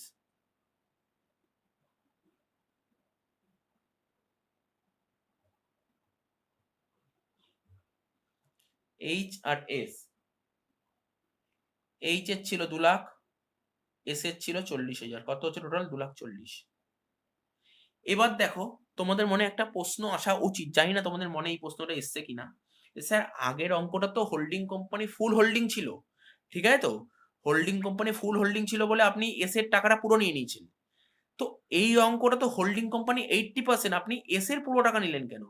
আপনি হোল্ডিং এর এই যে এইচ এর 8 লাখ নিয়েছেন, ঠিক আছে, ওটা আপনার ব্যালেন্স শিট, আপনি নিয়েছেন, ঠিক আছে, কিন্তু এই যে সাবসিডি কোম্পানি যে ব্যালেন্স শিটে যে সানডি অ্যাসেট 5,40,000 ছিল, তো পুরো 100% এর 5,40,000 ছিল। আপনি তো নিয়েছেন 80%, আপনি তো নিয়েছেন 80%, তো আপনার এখানে 5,40,000 এর 80% করা উচিত ছিল। তা না করে আপনি কেন 5,40,000 করলেন? একই কোশ্চেন আমার রইলো, এই যে আদার লাইবিলিটি, যে এখানে সাবসিডি কোম্পানি যে লাইবিলিটি আপনি 40,000 নিয়েছেন, আপনি পুরো 40,000 টাকা নিয়ে নিয়েছেন। আপনার তো এখানে 80% নেওয়া হচ্ছিল, আপনি কেন পুরো 40,000 টাকা নিলেন? দেখো, সত্যি এই জায়গাটা ভুল করা হয়েছে, ঠিক আছে তো? কিন্তু দেখো, তোমরা বলবে এখানে 5,40,000 80% নিতে, তোমরা বলবে এখানে 40,000 80% নিতে, ঠিক আছে, মেনে নিলাম, করে দিলাম, ঠিক আছে। কিন্তু আমরা যে হোল্ডিং কোম্পানি করি, হোল্ডিং কোম্পানি যে কনসোলিডেটেড ব্যালেন্স শিট করি, ল কোম্পানি লতে কি বলেছে, আমরা কোম্পানি ল মেনে করি, অর্থাৎ অ্যাকাউন্টিং স্ট্যান্ডার্ড 21 এ যা বলেছে সেইভাবেই করব, ঠিক আছে তো? এই যে এই ভুলটা, তা ভুলটা তো করেছি, এই ভুলটা তো আমাকে রেকটিফাই করতে হবে, ঠিক আছে। এর রেকটিফাইটা কিভাবে করবো? এর রেকটিফাই কিন্তু আমি এখানে 80% লিখে বা এখানে 80% লিখতে পারি না, ঠিক আছে তো? এটা লিখলে আমাকে কেটে দেবে। তা আমাকে কিভাবে রেকটিফাই করতে হবে? মাইনরিটি ইন্টারেস্ট বলে একটা কথা দিয়ে এটাকে রেকটিফাই করতে হবে। লাইবিলিটি সাইডে লেখো মাইনরিটি ইন্টারেস্ট, এবং এটা পরিষ্কার বলেছে অ্যাকাউন্টিং স্ট্যান্ডার্ড 21 এ পরিষ্কারভাবে বলা আছে যে যখনই পার্শিয়াল হোল্ডিং থাকবে তখনই মাইনরিটি ইন্টারেস্ট আসবে, ঠিক আছে তো? এখানে লেখো মাইনরিটি ইন্টারেস্ট, ঠিক আছে তো? স্যার মাইনরিটি ইন্টারেস্টটা কি করে বের করব? ঠিক আছে তো, কি করে বের করব? দেখো, এই দেখো, এস কোম্পানির টোটাল ক্যাপিটাল কত ছিল? এস কোম্পানির টোটাল ক্যাপিটাল কত ছিল? স্যার 5 লাখ টাকা। তার মধ্যে এইচ কোম্পানি কত পার্সেন্ট নিয়ে নিয়েছে? স্যার 80% নিয়ে নিয়েছে। 5 লাখের মধ্যে এইচ 80% নিয়ে নিয়েছে। কত পার্সেন্ট নেয়নি? 20% নেয়নি। এইটাই তো মাইনরিটি। তাহলে স্যার এখানে 5 লাখের 20% হবে? হ্যাঁ, এই 5 লাখের 20% 1 লাখ টাকাই হবে তোমার মাইনরিটি। তাহলে এখানে লিখবো কি, 5 লাখের 20% 1 লাখ টাকা। বোঝা গেল জিনিসটা? তো তোমরা যদি এই 5,40,000 80% নিতে এখানে, আর 2,40,000 80% নিতে, তো তারপর যোগ করতে মিলে যেত। কিন্তু তাতে আমার অ্যাকাউন্টিং স্ট্যান্ডার্ড 21 মানছে না। অ্যাকাউন্টিং স্ট্যান্ডার্ড 21 এ পরিষ্কার বলেছে কনসোলিডেটেড ব্যালেন্স শিটে তোমরা মাইনরিটি ইন্টারেস্ট দেখাবে। এখানে এরকম 80% করবে না, ঠিক আছে? এবার ব্যালেন্স শিট টোটাল করব। এইদিকে দেখো হচ্ছে 13,40,000, এইদিকেও 13,40,000 হচ্ছে। দেখো আমার মিলে গেল। দেখো এর পরের অঙ্কটা দেখো, এটা একটা পার্শিয়াল হোল্ডিং এর অঙ্ক দিয়েছি, তবে অঙ্কটা না কমপ্লিট অঙ্ক নয়, only subsidy company balance sheet দেওয়া আছে, ঠিক আছে তো? কি বের করতে বলেছে দেখো, তাহলেই বুঝতে পারবে কেন সাবসিডি কোম্পানি ব্যালেন্স শিট দেওয়া আছে। দেখো, এটা একটা সাবসিডি কোম্পানি ব্যালেন্স শিট দেওয়া আছে, তবে একটা নতুন আইটেম দেখো, এখানে দেখো দুটো নতুন আইটেম আছে, একটা ক্যাপিটাল রিজার্ভ আছে, একটা নতুন আইটেম, আর একটা জেনারেল রিজার্ভ, যেটা আগে যে এতগুলো অঙ্ক করলাম, 6টা অঙ্ক করলাম, তার মধ্যে ক্যাপিটাল রিজার্ভ জেনারেল রিজার্ভ বলে কিছু বলেনি, অর্থাৎ কোম্পানির রিজার্ভ এন্ড সারপ্লাস একটা পার্ট দিয়েছে। আর কি বলেছে, ক্যালকুলেট মাইনরিটি ইন্টারেস্ট। আমি কি বললাম, যখনই পার্শিয়াল হোল্ডিং বলবে তার মানে মাইনরিটি পোর্শন হবে, ঠিক আছে? মাইনরিটি ইন্টারেস্ট বের করতে বলেছে। আগের অঙ্কগুলো কি বলছিল, কনসোলিডেটেড ব্যালেন্স শিট বের করতে, কিন্তু এই অঙ্কটাই বের করতে বলছে মাইনরিটি ইন্টারেস্ট। বলছে if share holding in S limited 70%, তার মানে হোল্ডিং কোম্পানির হোল্ডিং কোম্পানির পার্সেন্টেজ কত ছিল? 70%। আর মাইনরিটি পোর্শন কত? 30%। তোমাকে এই 30% এর ভ্যালু জানতে চেয়েছে, ঠিক আছে তো? এই দেখো, সাবসিডি কোম্পানির ক্যাপিটাল কত ছিল? 25 লাখ টাকা ছিল। 25 লাখ টাকার মধ্যে হোল্ডিং কোম্পানি তো 70%, তাহলে বাকি 30% কার? মাইনরিটি। General reserve. এবার দেখো তোমরা জিনিসটা ভাবার চেষ্টা করো, আজকে হোল্ডিং কোম্পানি যখন সাবসিডি কোম্পানির 70% শেয়ার কিনে নেবে, ঠিক আছে তো, তার মানে হোল্ডিং সাবসিডি কোম্পানি যত প্রফিট করবে, সাবসিডি কোম্পানি সারা বছর ধরে যত টাকা প্রফিট করবে তার মধ্যে 70% তো হোল্ডিং কোম্পানি নেবে। এটা বোঝার চেষ্টা করো, এইটা কোন কোম্পানি ব্যালেন্স শিট আছে? সাবসিডি কোম্পানি ব্যালেন্স শিট আছে। তো সাবসিডি কোম্পানি ধরো এই বছরে প্রফিট করেছে কত, 8 লাখ আর 2 লাখ, টোটাল 10 লাখ টাকা প্রফিট করেছে। সাবসিডি কোম্পানি এই বছর টোটাল 10 লাখ টাকা প্রফিট করেছে। এই 10 লাখ টাকার মধ্যে হোল্ডিং কোম্পানি কত? হোল্ডিং কোম্পানি তো 70%। তো 10 লাখের মধ্যে 70 টাকা তো হোল্ডিং কোম্পানি নেবে, বাকি 30,000 টাকা, সরি 10 লাখ টাকা 70%, 7 লাখ টাকা হচ্ছে, 7 লাখ টাকা তো হোল্ডিং কোম্পানি নেবে, বাকি 3 লাখ টাকা সাবসিডিকে দেবে। ঠিক আছে তো, বুঝতে পারলে তো? আশা করি বোঝা গেছে। তো দেখো কি করে বের করবে সলিউশনটা। তার মানে মাইনরিটি পোর্শন মানে 70% ভ্যালু বের করে, বাকি 30% ভ্যালু বের করতে হবে। এটাকে বলছি মাইনরিটি ইন্টারেস্ট, ব্যাকে লিখলাম 30%। দেখো এখানে শেয়ার ক্যাপিটাল কত ছিল? 25 লাখ টাকা, ঠিক আছে তো। 25 লাখ টাকার মধ্যে 70% তো হোল্ডিং কোম্পানি, তাহলে 30% নিশ্চয়ই সাবসিডি কোম্পানি। তাহলে সাবসিডি কোম্পানি কত? 30%, 25 লাখের 30% হবে। তাহলে কি লেখা উচিত কথাটা? এইভাবে লিখবে, value of shares not yet taken. তার মানে value of shares not yet taken মানে হচ্ছে কতটা শেয়ার নেয়নি, অর্থাৎ সাবসিডি কোম্পানি যতগুলো শেয়ার ছিল তার মধ্যে কত পার্সেন্ট শেয়ার নেয়নি হোল্ডিং কোম্পানি? 30%। সেই 30% এখানে আসবে, 25 লাখের 30%, 7,50,000। তারপর দেখো এই যে সাবসিডি কোম্পানির জেনারেল রিজার্ভে কত ছিল? 8 লাখ টাকা ছিল। তা 8 লাখ টাকার মধ্যে 70% তো নিয়ে নিয়েছে, নেয়নি কত? 30%, সেই 30% আসবে।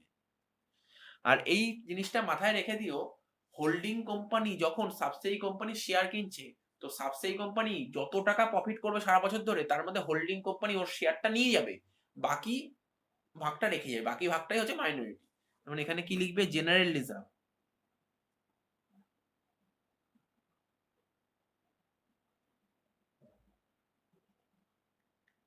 ঠিক আছে তো, কত টাকা? 8 লাখের 30%, 2,40,000। আর কি? ক্যাপিটাল রিজার্ভ,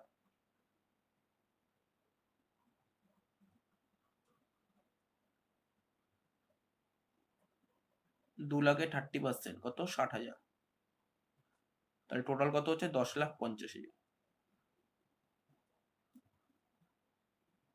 দেখো তাহলে মাইনরিটি ইন্টারেস্ট জিনিসটা কি বোঝা গেল তো? এবার দেখো একটা থিওরিটিক্যাল কনসেপ্ট বোঝাচ্ছি, তার আগে দেখো এই মাইনরিটি ইন্টারেস্টটা কিভাবে বের করলাম আরেকবার বলে দিই। এই যে সাবসিডি কোম্পানির যত টাকা ক্যাপিটাল ছিল আর যত টাকা প্রফিট ছিল, মানে রিজার্ভ, জেনারেল রিজার্ভ আর ক্যাপিটাল রিজার্ভ, প্রফিটের পার্ট, যত টাকা প্রফিট ছিল, ঠিক আছে তো, অর্থাৎ যত টাকা ক্যাপিটাল ছিল, যত টাকা প্রফিট ছিল, এই যে টোটাল টাকার যতটা পোর্শন নেয়নি হোল্ডিং কোম্পানি, সেটাই মাইনরিটি ইন্টারেস্ট। ঠিক আছে তো, দেখো এখানটা কি লিখেছি? Part of the share capital and reserve of S limited, অর্থাৎ এস কোম্পানির শেয়ার ক্যাপিটাল অ্যান্ড রিজার্ভের একটা part which is not own by H limited. তো দেখো এখানে কি বলছে, কি বললাম? শেয়ার ক্যাপিটাল অফ, এইমাত্র কি বললাম? Part of the share capital and reserve of S limited, মানে এস লিমিটেড শেয়ার ক্যাপিটাল আর রিজার্ভ মিলে কত? 25 লাখ, 8 লাখ আর 2 লাখ। এই এত টাকার মধ্যে যেই টাকাটা ওন করেনি এইচ লিমিটেড, কত ওন করেনি? 30%। অর্থাৎ এই টাকা যে টোটাল হচ্ছে তার 30%ই তো তোমার মাইনরিটি ইন্টারেস্ট, তাই তো? দেখো এখানে তাই বলেছে, part of the share capital and reserve, share capital and reserve, share capital আর রিজার্ভ দুটো যোগফল যা হবে, ঠিক আছে তো, কার? কোন company? S company. S company share capital আর রিজার্ভ যোগ করে যা হবে তার মধ্যে যত পার্সেন্ট নেয়নি সেটাই মাইনরিটি। আশা করি বোঝা গেছে। দেখো এটা একটা ডায়াগ্রামের মাধ্যমে দিয়েছি, শেয়ার ক্যাপিটাল যোগ reserve of S limited, S কোম্পানির শেয়ার ক্যাপিটাল আর রিজার্ভ যোগ করে যেই টাকাটা হবে টোটাল, ঠিক আছে, ওন্ড বাই এইচ কোম্পানি, ঠিক আছে তো, ওন্ড বাই এইচ কোম্পানি। কিছু পোর্শন টাকা, কিছু পোর্শন এইচ কোম্পানি নেবে, ঠিক আছে তো, আর কিছু পোর্শন এইচ কোম্পানি রেখে যাবে, যেটা রেখে যাবে সেটাই হচ্ছে মাইনরিটি ইন্টারেস্ট, যেটা রেখে যাবে সেটা মাইনরিটি ইন্টারেস্ট। আর যেটা নিয়ে যাবে, ঠিক আছে, যেটা নিয়ে যাবে সেটা কার সাথে কম্পারিজন করতে হয়? এই তুলনা কার সাথে তুলনা করব? কস্ট অফ কন্ট্রোলের সাথে। আচ্ছা, কস্ট অফ কন্ট্রোল, ঠিক আছে, কস্ট অফ কন্ট্রোল মানে কস্ট অফ ইনভেস্টমেন্টটাকেই বোঝাচ্ছে। কাকে বোঝাচ্ছে? কস্ট অফ ইনভেস্টমেন্টটাকে বোঝাচ্ছে। যেটা বলছিলাম মাইনরিটি ইন্টারেস্টটা বোঝাই, কস্ট অফ কন্ট্রোলটা বলছি।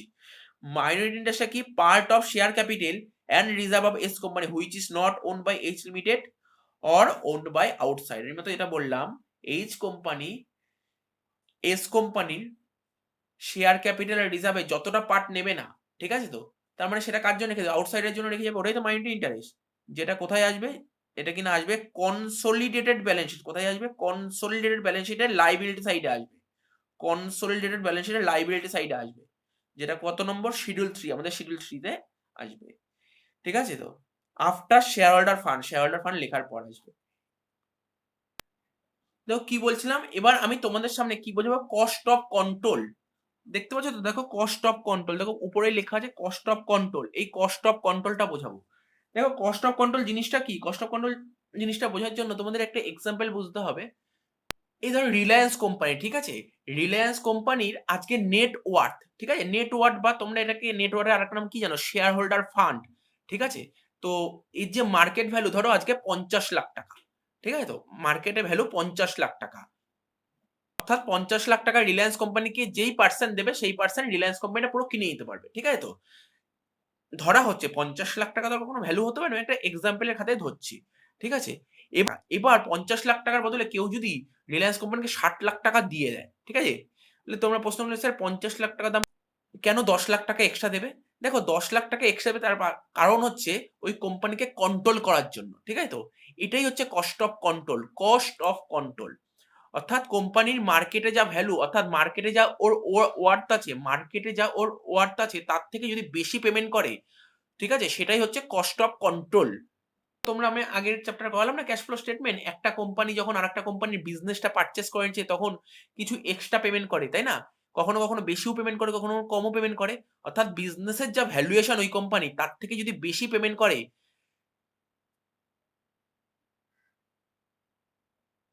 তখন তো তাকে কি বলতাম? গুডউইল বলে। আর যদি কম পেমেন্ট করে তখন তাকে বলে ক্যাপিটাল রিজার্ভ। বেশিও পেমেন্ট করতে পারে, কমও পেমেন্ট করতে পারে। এই বেশি পেমেন্ট করা বা কম পেমেন্ট করা এটাই তো কস্ট অফ কন্ট্রোল। অর্থাৎ কন্ট্রোল করছে সেই কোম্পানিটাকে। তাই এখানে কি লেখা আছে? Cost of control means excess amount paid by the H limited. H company যদি এক্সট্রা টাকা পেমেন্ট করে, এইচ কোম্পানি অর্থাৎ হোল্ডিং কোম্পানি যদি এক্সট্রা টাকা পেমেন্ট করে over and above net worth of shares, অর্থাৎ বিজনেসের যে ভ্যালুয়েশন আছে ওই কোম্পানির বিজনেসের যে ভ্যালুয়েশন, ধরো আজকের দিনে আজকে সাবসেই কোম্পানির যা মার্কেটে ভ্যালুয়েশন আছে, ঠিক আছে, তার থেকে হোল্ডিং কোম্পানি যদি বেশি টাকা পেমেন্ট করে, ঠিক আছে, তো শেয়ার কেনার সময় পেমেন্টটা করবে, শেয়ার কেনার সময় বেশি পেমেন্ট করে তখন তাকে বলে গুডউইল। স্যার যদি কম পেমেন্ট করে তখন তাকে ক্যাপিটাল রিজার্ভ বলে। ঠিক আছে, জিনিসটা বোঝা গেল তো? কস্ট অফ কন্ট্রোল জিনিসটা কি? গুডউইল কখন হবে? হোল্ডিং কোম্পানি যদি সাবসেই কোম্পানিকে বেশি টাকা দেয় তখন তাকে বলে গুডউইল, আর যদি কম টাকা দেয় তখন তাকে বলে ক্যাপিটাল রিজার্ভ।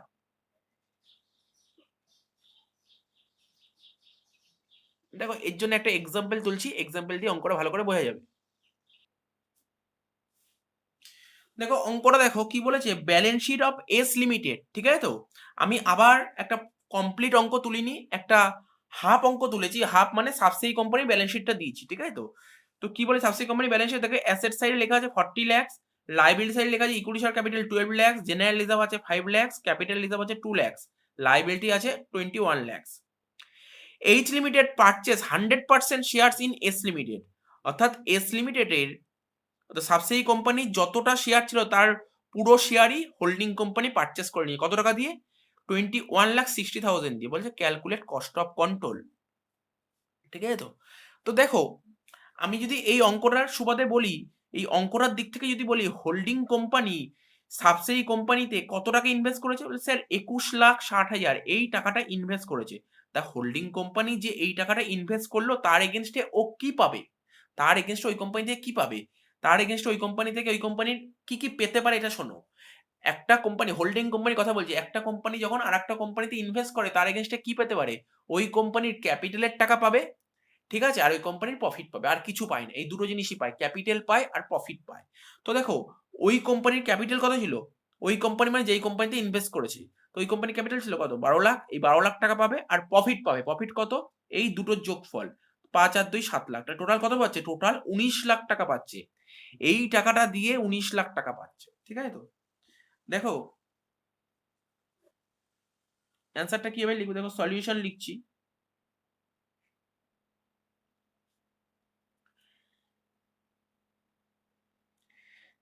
এই যে ক্যালকুলেশন করবো এই ক্যালকুলেশনটাকে বলে কস্ট অফ কন্ট্রোল। কি লিখছি, কস্ট অফ কন্ট্রোল। দেখো প্রথমে লিখবো কত টাকা ইনভেস্ট করেছে, কে ইনভেস্ট করেছে, হোল্ডিং কোম্পানি। কোথায় ইনভেস্ট করেছে, সাবসিডারি কোম্পানি।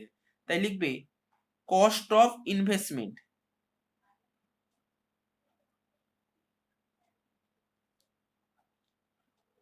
In shares. কোথায় ইনভেস্ট করেছে, শেয়ারে ইনভেস্ট করেছে।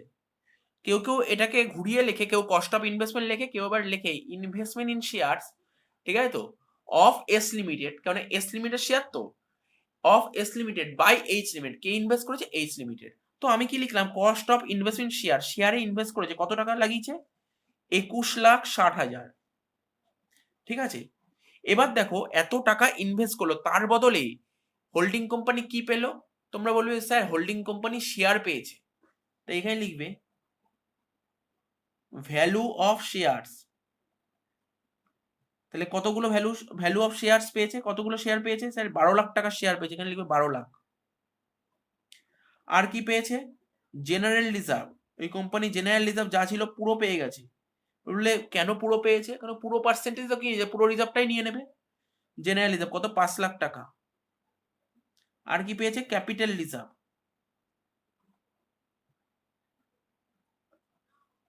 2 লাখ টাকা। এবার দেখো ভাবার চেষ্টা করো, এই টাকাটা ইনভেস্ট করেছি, এই টাকাটা ইনভেস্ট করে এই টাকাটা পেয়েছি, এই টাকাটা ইনভেস্ট করে এই 3টে টাকা পেয়েছি, মানে 12, 5, 17, 2, 19 পেয়েছি। 21 ইনভেস্ট করে 19 পেয়েছি। তার মানে কি, আমাকে টাকা বেশি দিতে হয়েছে না কম দিতে হয়েছে, অর্থাৎ আমি 19 নিয়ে 21 দিয়েছি, বেশি পেমেন্ট করেছি। তা বেশি পেমেন্ট করেছি মানে কি হয়েছে, আমার লস হয়েছে, ঠিক আছে তো। বেশি পেমেন্ট করেছি মানে কি হয়েছে, আমার অ্যাকচুয়ালি লস হয়েছে। তো এই লসটাকে আমরা কি বলবো, হোল্ডিং কোম্পানির ভাষায় এটাকে বলবো গুডউইল, ঠিক আছে তো। অর্থাৎ কোনো কোম্পানির ভ্যালুয়েশন ছিল 19 লাখ, 19 লাখের এগেনস্টে আমি তাকে 21 লাখ দিয়েছি, 2 লাখ টাকা বেশি দিয়েছি। কেন 2 লাখ টাকা বেশি দিয়েছি, নিশ্চয়ই কোম্পানির মার্কেটের রেপুটেশন ছিল, রেপুটেশন ছিল বলেই 2 লাখ টাকা বেশি দিয়েছি। এটাকে বলে গুডউইল, রেপুটেশন মানেই গুডউইল। এই 2 লাখ টাকা হচ্ছে গুডউইল। তাহলে কত হচ্ছে, 2,60,000 লিখবো গুডউইল। এবার তোমাদের প্রশ্ন, যদি এইটা যদি 21,60,000 দিয়ে যদি আমি 22 লাখ পেতাম, সেখানে আমার লাভ হচ্ছিল, লাভ হলে তখন ক্যাপিটাল রিজার্ভ, লস হলে গুডউইল, আর লাভ হলে ক্যাপিটাল রিজার্ভ। তো এখানে লস হয়েছে, তাই কি লিখবো, গুডউইল। আর আমরা সবাই জানি গুডউইল হচ্ছে আমাদের একটা ইনট্যাঞ্জিবল অ্যাসেটস, তাই তো। এটা ইনট্যাঞ্জিবল অ্যাসেটস কোথায় চলে যাবে, এটা ব্যালেন্স শিটে চলে যাবে। দেখো লিখিয়েছি, গুডউইল হচ্ছে আমার ইনট্যাঞ্জিবল অ্যাসেটস,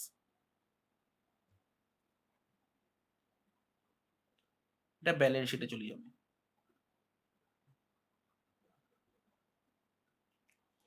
তাই দেখো এবার নোটটা করা হয়েছে কি, কস্ট অফ কন্ট্রোলটা বলছে কস্ট অফ ইনভেস্টমেন্ট, কেউ কেউ কস্ট অফ ইনভেস্টমেন্ট বলে, কেউ কস্ট অফ কন্ট্রোলে বলে, অসুবিধা নেই।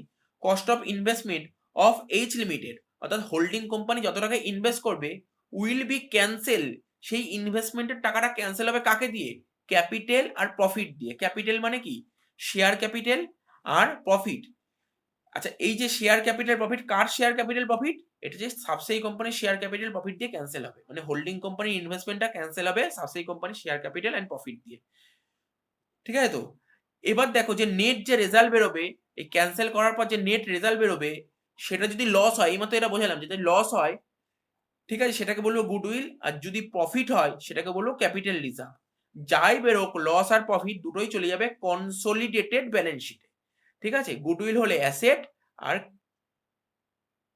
ক্যাপিটাল রিজার্ভ হলে লাইবিলিটি। দেখো এতক্ষণ যা যা পড়লাম সেখানে কি কি পেলাম। প্রথম পয়েন্টটা দেখো, cost of control is always calculated on the date of acquisition of investment in S limited.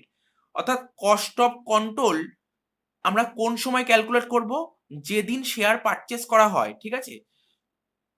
তো কি বলেছে দেখো, প্রথম পয়েন্ট হচ্ছে cost of control is always calculated on the date of acquisition, অর্থাৎ যেই ডেটে শেয়ার পারচেস করা হয় বা যেই দিন holding company subsidiary company invest করে, সেই দিনই আমার কস্ট অফ কন্ট্রোল বের করতে হবে, ঠিক আছে তো। অর্থাৎ ডেট অফ অ্যাকুইজিশনেই কস্ট অফ কন্ট্রোল ক্যালকুলেট করা হবে। এবার একটা কথা বলেইছি, মন দিয়ে শোনো, এই ডেট অফ অ্যাকুইজিশন অর্থাৎ একটা কোম্পানি যখন আর একটা কোম্পানিতে ইনভেস্ট করবে, অর্থাৎ হোল্ডিং কোম্পানি যখন সাবসিডি কোম্পানিতে ইনভেস্ট করবে, তার তো একটা নির্দিষ্ট ডেট বলে দেবে। সেই ডেট নিয়ে তো এর পরে আসছি, সেই ডেটটা খুব ভাইটাল, কিন্তু এটা মাথায় রাখবে। এবার বলছে cost of control is always, cost of control will always be calculate in each question. Cost of control প্রতিটা কোশ্চেনেই ক্যালকুলেট করতে হবে। তারপর বলে minority interest will be calculated only in case of partial holding. যখন পার্শিয়াল হোল্ডিং থাকবে তখনই minority ইন্টারেস্টের প্রশ্ন আসবে, আদারওয়াইজ আসবে না। 4 নম্বর বলছে reserve and surplus of S limited, subsidy company যে রিজার্ভ অ্যান্ড সারপ্লাস আছে আর শোন in consolidated balance sheet which are related to post acquisition. তো সাবসিডি কোম্পানির রিজার্ভ অ্যান্ড সারপ্লাসে যত টাকা থাকবে, ঠিক আছে, সেটা কনসোলিডেটেড ব্যালেন্স শিটে দেখাবো শুধু পোস্ট অ্যাকুইজিশন পার্টটা, ঠিক আছে, তো পোস্ট অ্যাকুইজিশন পার্টটা। তাহলে কি বুঝতে পারলে, তোমরা যখন ব্যালেন্স শিট থাকবে, সাবসিডি কোম্পানি যে ব্যালেন্স শিট দেবে, ওখানে তো রিজার্ভ সারপ্লাসে টাকা থাকবে, যেমন capital reserve, general reserve, profit, যাই টাকা থাকুক রিজার্ভ এন্ড সারপ্লাসে মধ্যে, capital reserve, general reserve, profit and লসে যা যা টাকাই থাকুক না কেন, সাবসিডি কোম্পানি যে টাকাটা থাকবে তার পোস্ট অ্যাকুইজিশন পার্টটা ব্যালেন্স শিটে চলে যাবে, ঠিক আছে, পোস্ট অ্যাকুইজিশন পার্টটা ব্যালেন্স শিটে চলে যাবে।